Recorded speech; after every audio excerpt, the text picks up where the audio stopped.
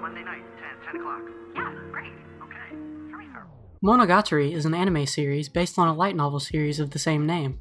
It's a harem series about a teenage boy named Koyomi Araragi. Araragi is part vampire and finds himself getting intertwined with the plight of a girl named Hitagi Senjogahara. From there, the story begins to present itself in multiple short arcs, where Araragi encounters a female and usually ends up helping her in some way. The Monogatari series is fascinating to me. It's one of the most interesting examples of a harem show done right. Like a lot of harem shows, it's very much self-indulgent in the way that it presents itself with its fan service and its story. The show has a lot of scenes that are clearly meant to be fan servicey, and a lot of these scenes go on for a while. What makes Monogatari interesting though is what the show does with these scenes. Monogatari takes the typical tropes and conventions of a harem series and layers them with excellent characters and storytelling. The characters and relationships get built upon and followed up on all throughout the show. Even after a particular character's story arc is over, they never just go away. They come back or are more important to the story later on. The show has a tendency to use long, extensive dialogue sequences. These sequences for the most part don't ever feel like they drag on or become uninteresting. One of my pet peeves in storytelling is when characters exposition dump a lot of information onto the audience, when they could have just shown what the characters were talking about through visual storytelling.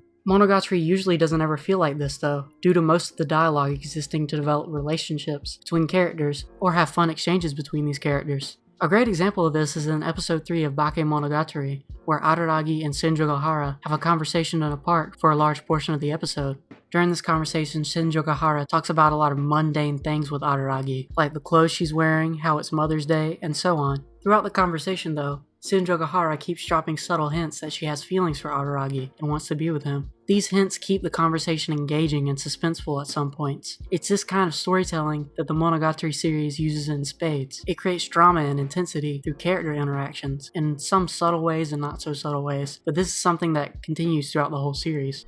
The show is also very esoteric in its presentation and uses this to its advantage to keep the audience interested all the way through. The show has an interesting visual technique where certain screens of various color will pop up and have text displayed on them. These screens show up at weird intervals and give the show a certain sense of style. The show also will sometimes have scenes where the art style changes in interesting ways, like using live action footage briefly or becoming chibi-like. Each story arc has a new opening and ending as well, and the songs and animations for these are all great and reflect the characters that are important in the arc very well. It has some of the best opening and ending themes I've seen in anime. I've often heard the idea that the Monogatari series is subversive because of its writing style. I don't know that I completely agree with this though. It may be subversive in some minor ways, such as the show's presentation, but I don't think it does a lot to subvert harem tropes. I think it uses these tropes very well though. Araragi often finds himself in situations where girls thrust themselves onto him, just like a number of other harem shows, and he's often very laid back and gets flustered when girls come onto him, just like a number of other harem shows. Despite all this though, it's still a great show, and a great example of a harem series done right. Monogatari is one of my favorite anime series ever, and the light novels are great too. Anyways, what are you guys' thoughts? I'd love to read your comments down below, and like the video and subscribe if you enjoyed it. I'll see you in the next one.